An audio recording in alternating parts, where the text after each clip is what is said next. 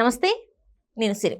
మలక్పేట్ శిరీష హత్య కేసులో అయితే ఒక్కొక్కటిగా ఎవరైతే తన ఆడపడుచు సరిత ఉన్నారో తన గురించి విస్తుపోయే నిజాన్ని కూడా బయటపడుతున్నాయి.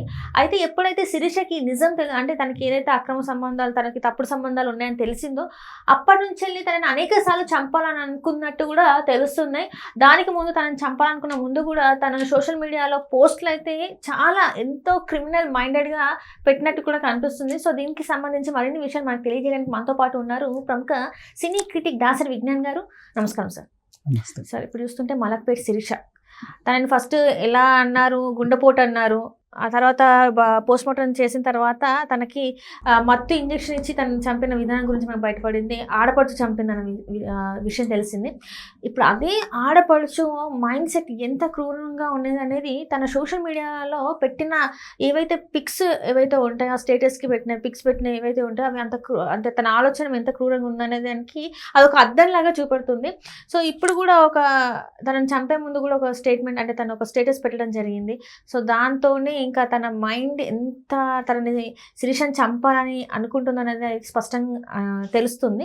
సో దీని మీద మీ స్పందన ఏంటి అసలు ఇలాంటి వాళ్ళ గురించి? బేసిక్గా చాలా మంది ఉంటారు ఇట్లాంటి వాళ్ళు. ఎవరినైనా బెదిరించాలి అన్నా, ఎవరికైనా అంటే నాకు మాటలు లేవు, కానీ నేనేం ఆలోచిస్తున్నా, నేనేమనుకుంటానేది నీకు తెలియాలి. కాబట్టి ఏం చేస్తే కొటేషన్లు పెడతా ఉంటారు డీపీస్లో కానీ స్టేటస్లో కానీ, వీళ్ళకి సంబంధించినటువంటి సోషల్ మీడియా అకౌంట్స్లో కానీ పెట్టుకుంటూ ఉంటారు. ఇప్పుడు ఫర్ ఎగ్జాంపుల్ తను పెట్టిన స్టేటస్ ఒక రోజు ముందు వీళ్ళకి గొడవలు అయ్యే టైంలో ఏమని పెట్టింది, నన్ను తట్టుకొని నిలవాలంటే 3 దారులు: మారిపోవాలి, పారిపోవాలి, లేదా చచ్చిపోవాలి. Cinema dialogue. తర్వాత మళ్ళీ సవాలు విసురకు, నేను శవాలు విసురుతా అనేది నెక్స్ట్ పెట్టింది.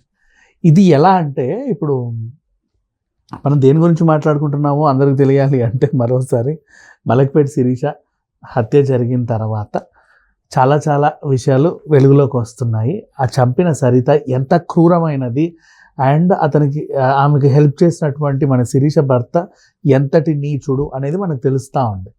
ఇప్పుడు తన పోస్ట్ వైరల్ అవ్వడం వల్ల మనకి ఈ వార్త మళ్ళీ చెప్పుకుంటున్నాం. అయితే ఈమె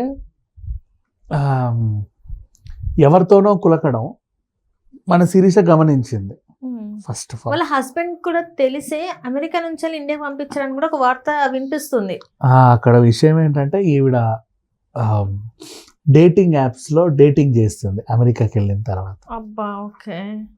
తన ఫోటోలని పెట్టి వాళ్ళ హస్బెండ్కి తెలియకుండా డేటింగ్ యాప్స్లో మంత్లీ సబ్స్క్రిప్షన్లు కొనుక్కొని మరి ఈవిడ చేస్తుంది.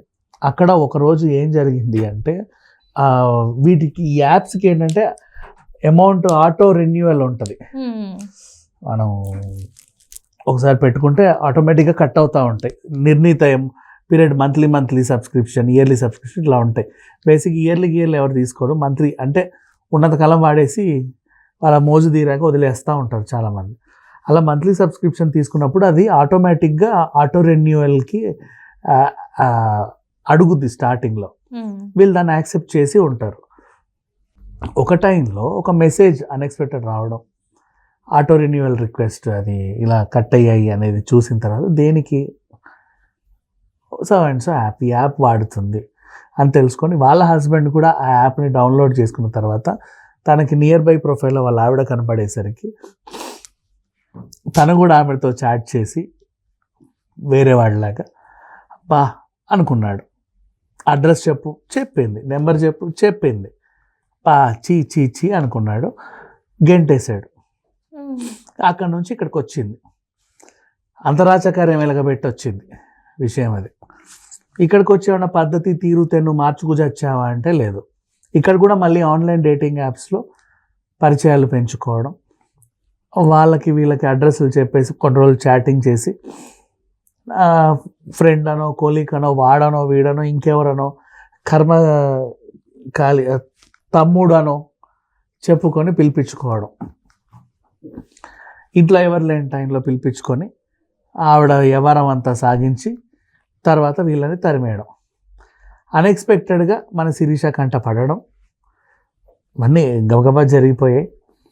ఆమె చూసి అసహించుకోవడం, వాళ్ళ ఆయనకు చెప్తానో లేక ఇంకేదనో అంటే బెదిరించడం కాదు, మాట వినకపోవడం, ఈమె చెప్పావంటే కనుక మూతి పనులు రాలగొడతాను ఈవిడ బెదిరించడం, ఇలాంటివన్నీ గబగబా జరిగిపోయాయి.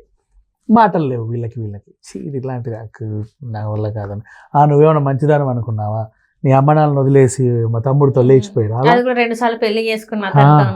నువ్వు లేచి రాలా, నువ్వేమో పెద్ద ఇదా నాకు చెప్పడానికి అని పదే అనడం. శిరీష తట్టుకోలేకపోవడం ఈ మాటలన్నీ.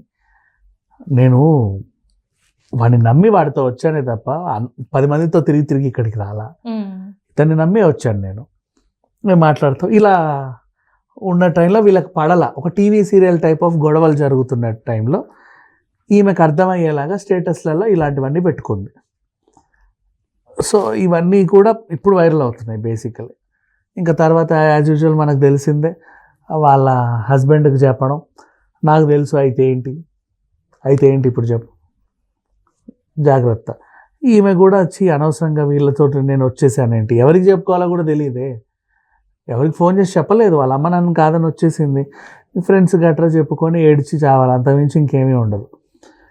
ఇలాంటి టైంలో ఇతని గురించి ఒక్కొక్క నిజం తెలుసుకొని తట్టుకోలేకపోయింది. వాళ్ళు కూడా మొత్తం అన్ని బయటపడేసరికి ఇవి ఎక్కడ గోల చేస్తుందేమో, గోల చేస్తే కనుక మనము భరణం ఇవ్వాల్సి ఉంటుంది. అప్పుడు చీపు అన్న తల్లిదండ్రులు కూడా ఇప్పుడు అటాచ్ అవుతారు. ఈమెకు ఎంత కాదనుకున్నా కూడా పినతండ్రులు ఉన్నారు, పెంచిన వాళ్ళు, పైగా మేనమామ ఎవరో ఉన్నారు. సో బెటర్ కిల్ హర్ అనే ఒక డెసిషన్కి వచ్చిన తర్వాత, అంటే ఇది ఈ డెసిషన్ అనేది ఏదైతే తను మన చనిపోయింది ఆ ముందు తీసుకుంది కాదు, ఈమెను చంపాలని అనేక సార్లు కూడా ట్రై చేసిందంట సరిత. బోలెడన్ని సార్లు ట్రై చేసింది, బోలెడన్ని సార్లు. అంటే ఇప్పుడు ఇళ్లల్లో ఆడవాళ్ళు చేస్తారు చూడు మామూలుగా పిచ్చి పనులు, మెట్ల మీద నూనె పోయడాలు, ఇలాంటి చండాలమైన పనులు చేసింది అంతే. దీనికి కరెంట్ షాక్ పెట్టి మన సినిమాల్లో చూస్తామా, అట్లా పిచ్చి పనులని చేసింది. స్లో పాయిజన్ ఇచ్చేది, తను వేసే ఫుడ్లలో ఎక్స్పైర్డ్ ప్రోడక్ట్స్ కలపడము, ఇంకా అదేంటిది వేరే చిన్న టాబ్లెట్స్, ఏవో పిచ్చి రోగాలకు వాడే పాత టాబ్లెట్లు ఉంటాయి ఇంట్లో, దాన్ని చిన్న నలిపేసి ఆ కర్రీలు వేసేయడం. వీళ్ళదంతా మెడికల్ ఫీల్డ్ వీళ్ళ హస్బెండ్ మందులు తెచ్చేవాడే. స్లో పాయిజన్స్ అన్ని కలపడం ఫుడ్లో. అంటే ఈ రోజు నీకేం అవ్వదు, మెల్లిమెల్లిగా నీకు మల్టీ ఆర్గానిక్ ఫెయిల్యూర్ అయిపోతే ఒకసారి హాస్పిటల్కి వెళ్తావు, ఇదేదో పాడైంది అంటావు, ఇంకోసారి అదేదో పాడైంది, మెల్లిమెల్లిగా పాపం అన్నీ పాడేవి అలా పోయిందండి అని చెప్పుకుంటారు. ఈ క్రమంలో నీ స్లో పాయిజన్ వర్కౌట్ అయ్యే టైంలోనే నువ్వు దొరికిపోయావు, పెద్ద గొడవ అయిపోయింది, ఏ అనే రేంజ్కి వచ్చేసారు ఇద్దరు. ఈ టైంలో ఇంకా నువ్వు తొందరగా చంపేయాలనిపించింది. ఎలాగూ దాన్ని ఈమె నాకు ఉండొద్దు నా జీవితంలో అని చెప్పి ఎప్పటి నుంచో నువ్వు ప్రయత్నం చేస్తా, ఇప్పుడు త్వరగా చంపాలి. ఈ ప్రయత్నం కాస్త ఏమైంది, మనిషి ప్రాణం అయితే పోయింది అఫ్కోర్స్. అంటే నువ్వు చేసి బాగా తెలివితేటలుగా ప్రదర్శించారులే, పోస్ట్మార్టంకి తీసుకెళ్తాము, ఎవరు లేరు కదా, తల్లిదండ్రులుగా కాదని వచ్చింది, ఇప్పుడు వాళ్ళు ఏమంటారు. మేనమామ ఒకడు పాపం చూసి వద్దని ఆపి అంబులెన్స్ డ్రైవర్ ద్వారా హెల్ప్ తీసుకొని పోలీస్ స్టేషన్లో సమాచారం ఇచ్చి అప్పుడెప్పుడు పోస్ట్మార్టంకి పంపిస్తే ఇప్పుడు తెలిసింది ఇది జరిగింది అని. ఓవరాల్ సినారియో ఇది. బట్ ఇంతకు ముందు నుంచే ప్రయత్నాలు చేయడమే కాదు, ఎలా అయితే అవును నా ఫ్రెండే అయితే ఏంటి, నా తమ్ముడు నేనే ఇచ్చి పెళ్లి చేసి అయితే ఏంటి, మేము ఎందుకు చంపుతాం, కావాలంటే పోస్ట్మార్టం పంపి అని ఇట్లా మాట్లాడారు చూసావా, ఆ ధైర్యమే. అంత ముందు కూడా పోస్టులు అలాగే పెట్టింది, నీకు తెలిసేలాగా ఇది జరిగింది. Thank you so much.